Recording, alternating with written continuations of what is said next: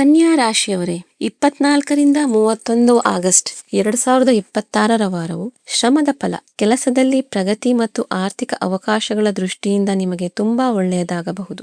ಈ ವಾರ ಆಗಸ್ಟ್ 28ರಂದು ನಡೆಯುವ ಡೀಪ್ ಪಾರ್ಷಿಯಲ್ ಚಂದ್ರಗ್ರಹಣವು ಒಂದು ಪ್ರಮುಖ ಬದಲಾವಣೆಯನ್ನು ಸೂಚಿಸುತ್ತಿದೆ. ನಿಮ್ಮ ಪಾಲಿಗೆ ಈ ಸಮಯವು ಹಳೆಯ ಅಡೆತಡೆಗಳನ್ನು ಸರಿಪಡಿಸಿಕೊಂಡು ಮುನ್ನಡೆಯುವ ಅವಕಾಶವಾಗಿ ಮಾರ್ಪಾಡಬಹುದು. ನಿಂತು ಹೋಗಿದ್ದ ಕೆಲಸವು ಪೂರ್ಣಗೊಳ್ಳುವ ದಿಕ್ಕಿನಲ್ಲಿ ಸಾಗಬಹುದು. ವೃತ್ತಿ ಜೀವನದಲ್ಲಿ ಹೊಸ ಜವಾಬ್ದಾರಿ ಸಿಗಬಹುದು. ನಿಮ್ಮ ಕಠಿಣ ಪರಿಶ್ರಮಕ್ಕೆ ಮೆಚ್ಚುಗೆ ವ್ಯಕ್ತವಾಗಬಹುದು ಮತ್ತು ಹಣಕ್ಕೆ ಸಂಬಂಧಿಸಿದ ಯಾವುದಾದರೂ ಉತ್ತಮ ಅವಕಾಶವೂ ಎದುರಾಗಬಹುದು. ಅತ್ಯಂತ ಪ್ರಮುಖವಾದ ವಿಷಯವೆಂದರೆ ಈ ವಾರ ನಿಮ್ಮ ಯೋಜನೆ ಮತ್ತು ಸ್ಥಿರತೆ ನಿಮ್ಮನ್ನು ಇತರರಿಗಿಂತ ಮುಂದಕ್ಕೆ ಕೊಂಡೊಯ್ಯಬಹುದು.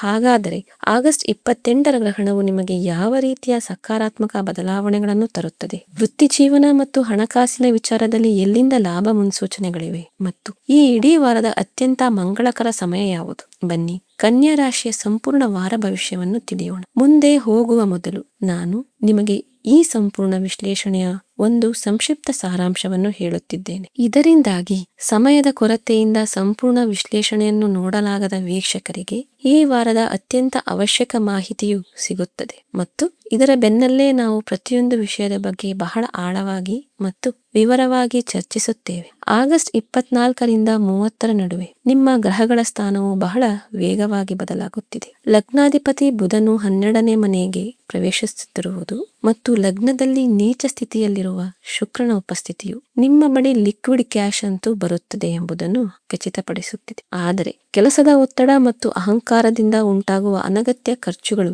ನಿಮ್ಮ ಮಾನಸಿಕ ಶಾಂತಿಗೆ ಸವಾಲಾಗಲಿವೆ. ವ್ಯಾಪಾರ ಮಾಡುವವರಿಗೆ ಈ ವಾರ ಅತ್ಯಂತ ಅದೃಷ್ಟಶಾಲಿಯಾಗಿದೆ. ಆದರೆ ಉದ್ಯೋಗಸ್ಥರು ತಮ್ಮ ಕೆಲಸದ ಸ್ಥಳದಲ್ಲಿ ಶಾಂತವಾಗಿರಬೇಕು. ಯಾವುದೇ ಪರಿಸ್ಥಿತಿಯಲ್ಲಿ ನಿಮ್ಮ ಕೆಲಸವನ್ನು ಬಿಡುವ ಆತುರ ನಿರ್ಧಾರವನ್ನು ತೆಗೆದುಕೊಳ್ಳಬೇಡಿ. ಆಗಸ್ಟ್ 24 ಮತ್ತು 27 ನಿಮಗೆ ಹೈ ಅಲರ್ಟ್ ದಿನಗಳಾಗಿವೆ. 27ನೇ ತಾರೀಕಿನಂದು ಷೇರು ಮಾರುಕಟ್ಟೆ ಅಥವಾ ಯಾವುದೇ ದೊಡ್ಡ ಹೂಡಿಕೆಯಿಂದ ಸಂಪೂರ್ಣವಾಗಿ ದೂರವಿರಿ, ಏಕೆಂದರೆ ಹಠಾತ್ ಧನ ನಷ್ಟದ ಸ್ಪಷ್ಟ ಯೋಗಗಳು ರೂಪುಗೊಳ್ಳುತ್ತಿವೆ ಮತ್ತು ದೈಹಿಕವಾಗಿ ಸೊಂಟ ಅಥವಾ ಬೆನ್ನುಮೂಳೆಯ ಸಮಸ್ಯೆಗಳು ಕಾಣಿಸಿಕೊಳ್ಳಬಹುದು. ಇದಕ್ಕೆ ತದ್ವಿರುದ್ಧವಾಗಿ ಆಗಸ್ಟ್ 28ರ ಮಧ್ಯಾಹ್ನ 2:48ರಿಂದ ರಾತ್ರಿ 9 ಗಂಟೆವರೆಗಿನ ಸಮಯವು ನಿಮಗೆ ಒಂದು ಗೋಲ್ಡನ್ ವಿಂಡೋ, ಸುವರ್ಣಾವಕಾಶ ಎಂದು ಸಾಬೀತಾಗಲಿದೆ. ಯಾವುದೇ ದೊಡ್ಡ ನಿರ್ಧಾರ, ಉದ್ಯೋಗದ ಸಂದರ್ಶನ, ಹೊಸ ಹೂಡಿಕೆ ಅಥವಾ ಪ್ರಮುಖ ಮೀಟಿಂಗ್ ಅನ್ನು ಇದೇ ಸಮಯದ ಮಿತಿಯೊಳಗೆ ಮಾಡಿ.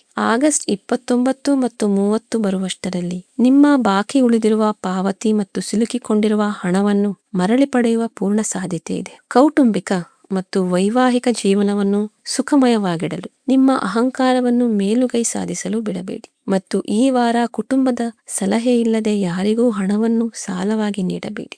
ಆರೋಗ್ಯ ಮತ್ತು ಸಂಪತ್ತನ್ನು ರಕ್ಷಿಸಲು ಈ ವಾರದ ಅತ್ಯಂತ ಪರಿಣಾಮಕಾರಿ ಪರಿಹಾರವೆಂದರೆ ನೀವು ಸ್ವಯಂ ಪ್ರೇರಿತರಾಗಿ ಯಾವುದೇ ಸರ್ಕಾರಿ ಆಸ್ಪತ್ರೆಗೆ ಭೇಟಿ ನೀಡಿ ಬಡ ರೋಗಿಗಳಿಗೆ ಆಹಾರ ಅಥವಾ ಔಷಧಿಗಳನ್ನು ದಾನ ಮಾಡುವುದು. ಇದರಿಂದ ನಿಮ್ಮ 12ನೇ ಮನೆಯ ನಕಾರಾತ್ಮಕ ಶಕ್ತಿಯು ಅಲ್ಲಿಯೇ ಶಾಂತವಾಗುತ್ತದೆ. ಬನ್ನಿ ಈಗ ನಿಮ್ಮ ಜಾತಕದ ಪ್ರಕಾರ ಪ್ರತಿದಿನದ ಆಳವಾದ ವಿಶ್ಲೇಷಣೆಯನ್ನು ಪ್ರಾರಂಭಿಸೋಣ. 2ನೇ ಪ್ರಮುಖ ಸ್ಥಿತಿಯು ಶುಕ್ರನದ್ದಾಗಿದೆ. ಶುಕ್ರನು ನಿಮಗೆ ಸಂಪತ್ತು ಮತ್ತು ಅದೃಷ್ಟದ ಅಧಿಪತಿಯಾಗಿ ನಿಮ್ಮ ಲಗ್ನದಲ್ಲಿ ಅಂದರೆ ಕೇಂದ್ರದಲ್ಲಿ ಕುಳಿತಿದ್ದಾನೆ. ಇಲ್ಲಿ ಶುಕ್ರನು ನೀಚ ಸ್ಥಿತಿಯಲ್ಲಿದ್ದಾನೆ. ಲಗ್ನದಲ್ಲಿ ಇದರ ಉಪಸ್ಥಿತಿಯು ನಿಮ್ಮ ಬಳಿ ಲಿಕ್ವಿಡ್ ಕ್ಯಾಶ್ ಹರಿವು ಮುಂದುವರಿಯುತ್ತದೆ ಎಂಬುದನ್ನು ಖಚಿತಪಡಿಸುತ್ತದೆ.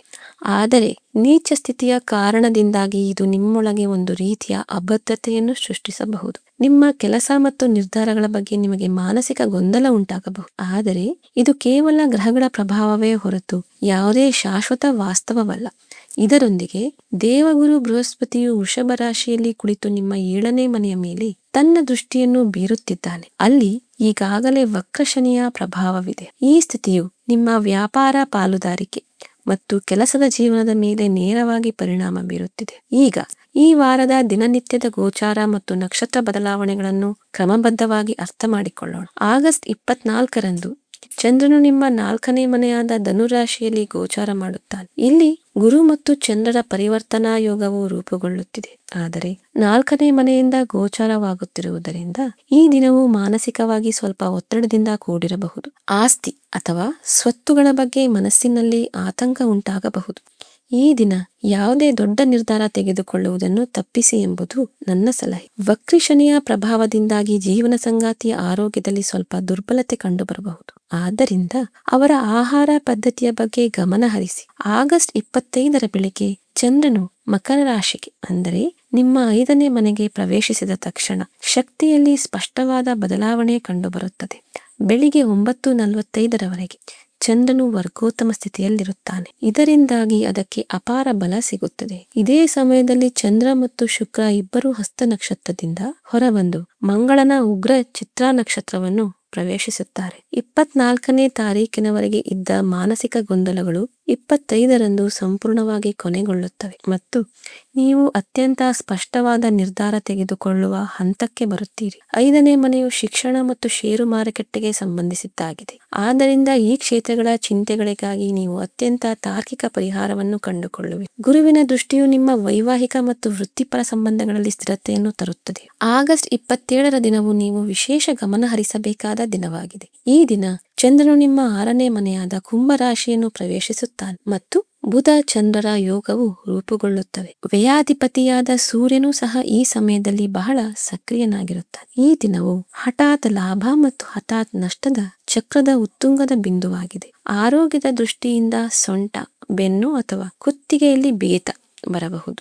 ಆದ್ದರಿಂದ ದೈಹಿಕವಾಗಿ ಹೆಚ್ಚಿನ ಅಪಾಯವನ್ನು ತೆಗೆದುಕೊಳ್ಳಬೇಡಿ. ಹಣಕಾಸಿನ ಬಗ್ಗೆ ಹೇಳುವುದಾದರೆ ಈ ದಿನ ಷೇರು ಮಾರುಕಟ್ಟೆ ಅಥವಾ ಯಾವುದೇ ದೊಡ್ಡ ಅಪಾಯಕಾರಿ ಹೂಡಿಕೆಯಿಂದ ಸಂಪೂರ್ಣವಾಗಿ ದೂರವಿದೆ. ಏಕೆಂದರೆ ಧನ ನಷ್ಟದ ಬಲವಾದ ಸಾಧ್ಯತೆ ಇದೆ. ಕೆಲಸದ ಸ್ಥಳದಲ್ಲಿ ಯಾವುದಾದರೂ ಹಠಾತ್ ವೃತ್ತಿಪರ ಬದಲಾವಣೆ ಬರಬಹುದು. ಆದ್ದರಿಂದ ಸಹೋದ್ಯೋಗಿಗಳೊಂದಿಗೆ ಅನಗತ್ಯ ವಾದವನ್ನು ತಪ್ಪಿಸಿ. ಆಗಸ್ಟ್ 28 ಈ ಇಡೀ ವಾರದ ಅತ್ಯುತ್ತಮ ಸಮಯವೆಂದು ಸಾಬೀತಾಗಲಿದೆ. ಚಂದ್ರನು ಕುಂಭರಾಶಿಯಲ್ಲೇ ಇರುತ್ತಾನೆ, ಆದರೆ ಮಧ್ಯಾಹ್ನ 2:48ರಿಂದ ರಾತ್ರಿ 9 ಗಂಟೆಯವರೆಗೆ ಅದು ಮತ್ತೆ ವರ್ಗೋತ್ತಮವಾಗುತ್ತದೆ. ಕುಂಭರಾಶಿಯ ವರ್ಗೋತ್ತಮ ಚಂದ್ರನು ಮನಸ್ಸನ್ನು ಸಂಪೂರ್ಣವಾಗಿ ಸ್ಥಿರ, ಕೇಂದ್ರೀಕೃತ ಮತ್ತು ಸಾಧ್ಯತೆಗಳಿಂದ ತುಂಬಿರುತ್ತಾನೆ. ನೀವು ಯಾವುದಾದರೂ ಉದ್ಯೋಗದ ಸಂದರ್ಶನ ನೀಡಬೇಕಾದರೆ, ಯಾವುದೇ ದೊಡ್ಡ ಕ್ಲೈಂಟ್ ಜೊತೆ ಮೀಟಿಂಗ್ ಮಾಡಬೇಕಾದರೆ ಅಥವಾ ಯಾವುದೇ ದೊಡ್ಡ ಹೂಡಿಕೆ ಮಾಡಬೇಕಾದರೆ ಇದೇ ಸಮಯದ ಮಿತಿಯೊಳಗೆ ಮಾಡಿ.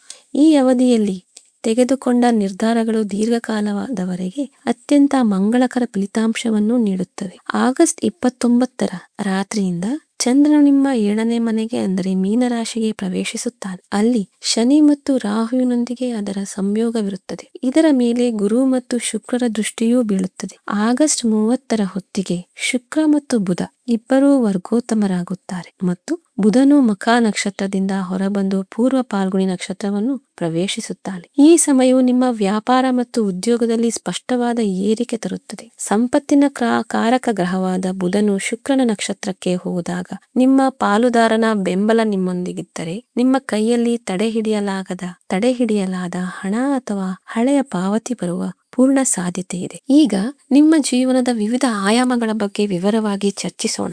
ವ್ಯಾಪಾರದಲ್ಲಿರುವವರಿಗೆ ಈ ವಾರ ಅದ್ಭುತವಾಗಿದೆ. 10ನೇ ಮನೆಯಲ್ಲಿ ಕುಳಿತಿರುವ ಮಂಗಳನು ನಿಮ್ಮನ್ನು ಅತ್ಯಂತ ಶಕ್ತಿಯುತರನ್ನಾಗಿ ಮಾಡುತ್ತಿದ್ದಾನೆ. ವಿಶೇಷವಾಗಿ ಟೆಂಟ್, ರೆಸ್ಟೋರೆಂಟ್ ಅಥವಾ ಹೆಚ್ಚು ಗ್ರಾಹಕರ ದಟ್ಟಣೆ ಇರುವ ವ್ಯಾಪಾರಕ್ಕೆ ಸಂಬಂಧಿಸಿದವರು ಅದ್ಭುತ ಲಾಭ ಗಳಿಸುವ ಸಾಧ್ಯತೆ ಇದೆ. ಉದ್ಯೋಗಸ್ಥರಿಗೆ ಪರಿಸ್ಥಿತಿಯು ಸ್ವಲ್ಪ ಎಚ್ಚರಿಕೆಯನ್ನು ಬಯಸುತ್ತದೆ. ದಶಮಾಧಿಪತಿಯಾದ ಬುಧನು 12ನೇ ಮನೆಯಲ್ಲಿ ಸೂರ್ಯನ ಜೊತೆಯಲ್ಲಿದ್ದಾನೆ. ಇದರಿಂದಾಗಿ ಬಾಸ್ ಜೊತೆ ಸೈದ್ಧಾಂತಿಕ ಭಿನ್ನಾಭಿಪ್ರಾಯಗಳು ಉಂಟಾಗಬಹುದು. ಹತಾಶೆಯಿಂದ ಕೆಲಸ ಬಿಡುವ ನಿರ್ಧಾರವನ್ನು ತೆಗೆದುಕೊಳ್ಳಬೇಡಿ. ನಿಮ್ಮ ಶಕ್ತಿಯನ್ನು ನಿಮ್ಮ ಗಮನ ಮತ್ತು ಕೆಲಸದ ಮೇಲೆ ಕೇಂದ್ರೀಕರಿಸಿ ಮತ್ತು ಯಾವುದೇ ಸುಳ್ಳು ಭರವಸೆಗಳನ್ನು ನೀಡಬೇಡಿ.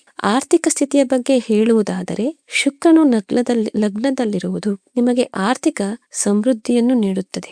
ಆದರೆ ಸೂರ್ಯ, ಬುಧ ಮತ್ತು ಕೇತುವಿನ ಸಂಯೋಗವು ಸಾಮಾಜಿಕ ಪ್ರತಿಷ್ಠೆ ಅಥವಾ ಅಹಂಕಾರದ ಹೆಸರಿನಲ್ಲಿ ನಿಮ್ಮಿಂದ ಅನಗತ್ಯ ಖರ್ಚುಗಳನ್ನು ಮಾಡಿಸಬಹುದು. ಈ ಪ್ರವೃತ್ತಿಯನ್ನು ತಪ್ಪಿಸಿ ಮತ್ತು ಕುಟುಂಬದ ಸಲಹೆ ಇಲ್ಲದೆ ಯಾರಿಗೂ ಹಣವನ್ನು ಸಾಲವಾಗಿ ನೀಡಬೇಡಿ. ಇಲ್ಲದಿದ್ದರೆ ಅದು ಹಿಂತಿರುಗುವುದಿಲ್ಲ. ದೀರ್ಘಕಾಲೀನ ಹೂಡಿಕೆಗಳನ್ನು ಪ್ರಾರಂಭಿಸಲು ಇದು ಅತ್ಯುತ್ತಮ ಸಮಯ. ಪ್ರೀತಿ ಮತ್ತು ಕೌಟುಂಬಿಕ ಜೀವನದ ವಿಚಾರದಲ್ಲಿ 7ನೇ ಮನೆಯ ಮೇಲೆ ಗುರುವಿನ ದೃಷ್ಟಿ ಮತ್ತು ಅಲ್ಲಿ ಶನಿ ರಾಹುವಿನ ಉಪಸ್ಥಿತಿಯು ಕೆಲವು ಮಿಶ್ರ ಫಲಿತಾಂಶಗಳನ್ನು ನೀಡುತ್ತದೆ. ಈಗಾಗಲೇ ಸಂಬಂಧದಲ್ಲಿರುವವರಿಗೆ ಈ ಸಮಯವು ಅನುಕೂಲಕರವಾಗಿದೆ. ಆಗಸ್ಟ್ 29 ಮತ್ತು 30ರ ಸುಮಾರಿಗೆ ಪಾಲುದಾರರೊಂದಿಗಿನ ಸಂಬಂಧಗಳು ಬಲಗೊಳ್ಳುತ್ತವೆ. ಒಂಟಿಯಾಗಿರುವವರು ಅಥವಾ ಅರೇಂಜ್ಡ್ ಮ್ಯಾರೇಜ್ಗಾಗಿ ಸಂಬಂಧಗಳನ್ನು ಹುಡುಕುತ್ತಿರುವವರಿಗೆ ಈ ವಾರವು ತುಂಬಾ ಅನುಕೂಲಕರವಾಗಿಲ್ಲ. ಆದ್ದರಿಂದ ಹೊಸ ಸಂಬಂಧದ ಪ್ರಸ್ತಾಪಗಳನ್ನು ಸದ್ಯಕ್ಕೆ ಮುಂದೂಡುವುದು ಉತ್ತಮ. ಹಣದ ಆಗಮನದೊಂದಿಗೆ ಅಹಂಕಾರವನ್ನು ತಪ್ಪಿಸಿ, ಇಲ್ಲದಿದ್ದರೆ ಕೌಟುಂಬಿಕ ಶಾಂತಿಯು ಕದಡಬಹುದು. ವಿದ್ಯಾರ್ಥಿಗಳಿಗೆ ಆಗಸ್ಟ್ 25ರ ನಂತರದ ಸಮಯವು ಅತ್ಯಂತ ಸಕಾರಾತ್ಮಕವಾಗಿದೆ. ಚಂದ್ರನು 5ನೇ ಮನೆಯಲ್ಲಿ ವರ್ಗೋತ್ತಮನಾಗಿರುವುದರಿಂದ ಏಕಾಗ್ರತೆಯು ಉತ್ತುಂಗದಲ್ಲಿರುತ್ತದೆ. ಸಕಾರಾತ್ಮಕ ಪರೀಕ್ಷೆಗಳಿಗೆ, ಸ್ಪರ್ಧಾತ್ಮಕ ಪರೀಕ್ಷೆಗಳಿಗೆ ಅಂದರೆ ಕಾಂಪಿಟೇಟಿವ್ ಎಕ್ಸಾಮ್ಸ್ಗೆ ತಯಾರಿ ನಡೆಸುತ್ತಿರುವ ವಿದ್ಯಾರ್ಥಿಗಳ ಗಮನ ಮತ್ತು ಮಾನಸಿಕ ದೃಢತೆಯು ಬಹಳ ಬಲವಾಗಿರುತ್ತದೆ. ಮಹಿಳೆಯರು ಮತ್ತು ಗೃಹಿಣಿಯರಿಗೆ ನೀಚ ಶುಕ್ರನು ಮನೆಯ ಬಡ್ಜೆಟ್ ಮತ್ತು ಉಳಿತಾಯದ ಬಗ್ಗೆ ಸ್ವಲ್ಪ ಅಭದ್ರತೆಯನ್ನು ನೀಡಬಹುದು. ಆದರೆ ಇದು ಕೇವಲ ಗ್ರಹಗಳ ಅಲ್ಪಾವಧಿ ಪ್ರಭಾವವಾಗಿದೆ. ಆದ್ದರಿಂದ ಅತಿಯಾಗಿ ಯೋಚಿಸುವುದನ್ನು ತಪ್ಪಿಸಿ ಮತ್ತು ನಿಮ್ಮ ಆರೋಗ್ಯದ ಬಗ್ಗೆ ಗಮನ ಹರಿಸಿ. ಹಿರಿಯ ನಾಗರಿಕರು ತಮ್ಮ ಮೂಳೆಗಳ ಆರೋಗ್ಯದ ಬಗ್ಗೆ ವಿಶೇಷ ಕಾಳಜಿ ವಹಿಸಬೇಕು ಮತ್ತು 12ನೇ ಮನೆಯ ಕೇತುವಿನಿಂದ ಬರುವ ಮಾನಸಿಕ ಒತ್ತಡವನ್ನು ತಪ್ಪಿಸಲು ಆಧ್ಯಾತ್ಮಿಕ ಕಾರ್ಯಗಳಲ್ಲಿ ಸಮಯ ಕಳೆಯಬೇಕು. ವಿದೇಶ ಪ್ರಯಾಣ ಅಥವಾ ದೂರದ ಪ್ರಯಾಣದ ಯೋಗಗಳು ಬಲವಾಗಿವೆ. ವಿಶೇಷವಾಗಿ ರೈಲು ಪ್ರಯಾಣದ ಯೋಗವಿದೆ. ಆದರೆ ಪ್ರಯಾಣದ ಸಮಯದಲ್ಲಿ ಪ್ರಮುಖ ದಾಖಲೆಗಳನ್ನು ಸುರಕ್ಷಿತವಾಗಿರಿಸಿ ಮತ್ತು ಅನಗತ್ಯ ಖರ್ಚುಗಳನ್ನು ತಪ್ಪಿಸಿ. ಕೊನೆಯದಾಗಿ ನಕ್ಷತ್ರಗಳ ವಿಶೇಷ ಪ್ರಭಾವಗಳು ಮತ್ತು ಪರಿಹಾರಗಳ ಬಗ್ಗೆ ಮಾತನಾಡೋಣ. ನಿಮ್ಮ ಜನನವು ಹಸ್ತ ನಕ್ಷತ್ರದಲ್ಲಿ ಆಗಿದ್ದರೆ ವ್ಯಾಪಾರದಲ್ಲಿ ನಿಮಗೆ ಅತ್ಯುತ್ತಮ ಫಲಿತಾಂಶಗಳು ಸಿಗುತ್ತವೆ. ಆದರೆ ಉದ್ಯೋಗದಲ್ಲಿ, ಕಚೇರಿಯ, ರಾಜಕೀಯದ ಬಗ್ಗೆ ಎಚ್ಚರದಿಂದಿರಿ. ಚಿತ್ರ ನಕ್ಷತ್ರದವರಿಗೆ ಈ ವಾರ ಆರ್ಥಿಕವಾಗಿ ಅತ್ಯಂತ ಅದೃಷ್ಟಶಾಲಿಯಾಗಿರುತ್ತದೆ ಮತ್ತು ಸಂಪತ್ತು ಸಂಗ್ರಹಣೆಯಲ್ಲಿ ಯಶಸ್ಸು ಸಿಗುತ್ತದೆ. ಉತ್ತರ ಫಾಲ್ಗುಣಿ ನಕ್ಷತ್ರ ಜಾತಕದವರಿಗೆ ಆರ್ಥಿಕ ಪರಿಸ್ಥಿತಿ ಸಾಧಾರಣವಾಗಿರುತ್ತದೆ, ಆದರೆ ಕೆಲಸದ ಸ್ಥಳದಲ್ಲಿ ಸ್ಥಿರತೆ ಇರುತ್ತದೆ. ಗ್ರಹಗಳ ನಕಾರಾತ್ಮಕ ಶಕ್ತಿಯನ್ನು ಸಮತೋಲನಗೊಳಿಸಲು ಕೆಲವು ನಿಖರವಾದ ಪರಿಹಾರಗಳು ಬಹಳ ಅವಶ್ಯಕ. ವೃತ್ತಿ ಜೀವನದ ಅಡೆತಡೆಗಳನ್ನು ನಿವಾರಿಸಲು ಮತ್ತು 10ನೇ ಮನೆಯ ಮಂಗಳನನ್ನು ಶಾಂತಗೊಳಿಸಲು ಕೆಂಪು ಮಸೂರ್ ಬೆಳೆಯನ್ನು ದಾನ ಮಾಡಿ. ಮಾನಸಿಕ ಮತ್ತು ಆರ್ಥಿಕ ಶಾಂತಿಗಾಗಿ ಪ್ರತಿದಿನ ಶುಕ್ರ ಬೀಜ ಮಂತ್ರವಾದ ಓಂ ದ್ರಾಂ ದ್ರೀಂ ದ್ರೌಂ ಸಹ ಶುಕ್ರಾಯ ನಮಃ ಅನ್ನು ಜಪಿಸಿ. ಸಂಬಂಧಗಳಲ್ಲಿ ಮಾಧುರ್ಯವನ್ನು ಕಾಪಾಡಿಕೊಳ್ಳಲು ಕುಟುಂಬದ ಸದಸ್ಯರಿಗೆ ಕೆಲವು ಉಡುಗೊರೆಗಳನ್ನು ನೀಡುವಾಗ ಗುರುವಿನ ಬೀಜ ಮಂತ್ರವನ್ನು ಮಾನಸಿಕವಾಗಿ 108 ಬಾರಿ ಜಪಿಸಿ. 12ನೇ ಮನೆಯ ದುಷ್ಪರಿಣಾಮಗಳು ಮತ್ತು ಆರೋಗ್ಯ ಸಂಬಂಧಿ ಸಮಸ್ಯೆಗಳನ್ನು ತಪ್ಪಿಸಲು ಅತ್ಯಂತ ನಿಖರವಾದ ಪರಿಹಾರವೆಂದರೆ ಯಾವುದಾದರೂ ಸರ್ಕಾರಿ ಆಸ್ಪತ್ರೆಗೆ ಭೇಟಿ ನೀಡಿ ನಿಮ್ಮ ಇಚ್ಛೆಯಂತೆ ಬಡ ರೋಗಿಗಳಿಗೆ ಆಹಾರವನ್ನು ನೀಡುವುದು ಅಥವಾ ಅವರಿಗೆ ಔಷಧಗಳನ್ನು ಖರೀದಿಸಿಕೊಡುವುದು. ಇದರಿಂದ ಗ್ರಹಗಳ ಖರ್ಚು ಮತ್ತು ಆಸ್ಪತ್ರೆಗೆ ಹೋಗುವ ಯೋಗವು ಅಲ್ಲಿಯೇ ಶಾಂತವಾಗುತ್ತದೆ. ಈ ವಾರ ಕೆಂಪು ಬಣ್ಣದ ಬಟ್ಟೆಗಳನ್ನು ಹೆಚ್ಚು ಬಳಸಿ ಮತ್ತು ಭಗವಾನ್ ಗಣೇಶನ ಆರಾಧನೆಯಿಂದ ನಿಮ್ಮೊಳಗೆ ಸಕಾರಾತ್ಮಕ ಶಕ್ತಿಯನ್ನು ತುಂಬಿಕೊಳ್ಳಿ. ನಿಮ್ಮ ಶಕ್ತಿಯನ್ನು ಸರಿಯಾದ ದಿಕ್ಕಿನಲ್ಲಿ ಬಳಸಿ. ಕರ್ಮಶೀಲರಾಗಿರಿ ಮತ್ತು ಈ ಪ್ರಮುಖ ಗೋಚಾರದ ಸಂಪೂರ್ಣ ಲಾಭವನ್ನು ಪಡೆದುಕೊಳ್ಳಿ.